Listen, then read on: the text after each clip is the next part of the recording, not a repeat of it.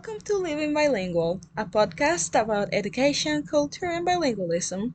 Today we're here with Miss Hillis, who will share her experience as a foreign language teacher. Please begin by introducing yourself and stating your occupation. I'm Stephanie Hillis, and I am a Spanish teacher, high school Spanish teacher. Okay, how many languages do you speak and which? Were you born into a bilingual household or did you become bilingual via education? So I'm working on my third. I speak French and Spanish, and I'm working on German, nowhere near ready to teach that. Sadly, I was not born into a bilingual household. I wish I had been.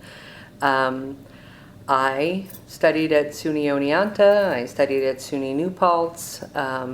I also went to Virginia, to Mary Washington, is where I studied French and taught French for the first half of my career.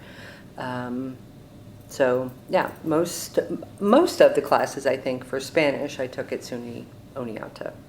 What made you interested in languages? I knew that I wanted to be a teacher first, and I absolutely loved French when I was in high school, and I felt like it was, I felt like I had keys. I had, I don't know, it made me feel like I was being let in on a story that I couldn't get into otherwise. And I felt the very same way about Spanish. I just love learning languages, and so I initially thought about English, I thought about PE, and settled on French, and then it shifted over to Spanish. How many languages are taught at your school and which are the most popular and why? Only Spanish. I have only ever taught at schools where there was one language. When I was at Jefferson nearby, we taught French at the time, and most of the schools in the area I think did. And then I taught K-12 actually at the time, and I do know, nearby in Oneonta they have a couple different languages, but I've only ever been one. And when I was in Jefferson, they wanted to switch from French to Spanish, and that's why after I got my master's, I went back and recertified in Spanish. So, What are the most efficient ways to get your students involved in learning about language and culture regardless of their background? I don't know if efficient comes into my head very often, but for me, it really needs to be fun. They have to be engaged, and I would say from the time I started teaching to now, there's a huge shift from everything is very grammatically based to now I teach what is called comprehensible input, and it has everything to do with acquiring language the way we learn our own initial language, and it I think is more motivational to them because they can understand and speak in ways that seem more valuable to them than just conjugating verbs and adjective placement and those sorts of things. So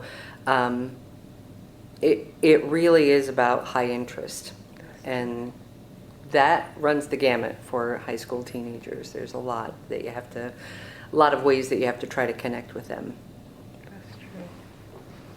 What does the school do to promote foreign languages and cultures? Are there enough interests and resources to support language learning and interculturalism?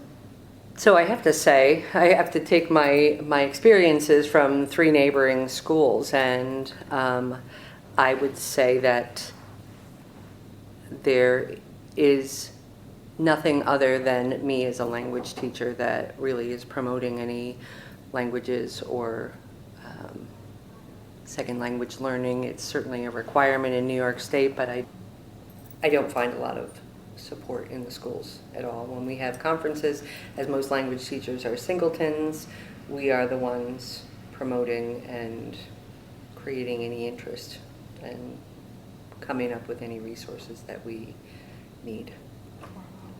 Do you think that the support or the lack of it is because it's a rural area or how do you interpret that lack of support? I do think it's because it's a rural area and it's there's certainly lack of funds.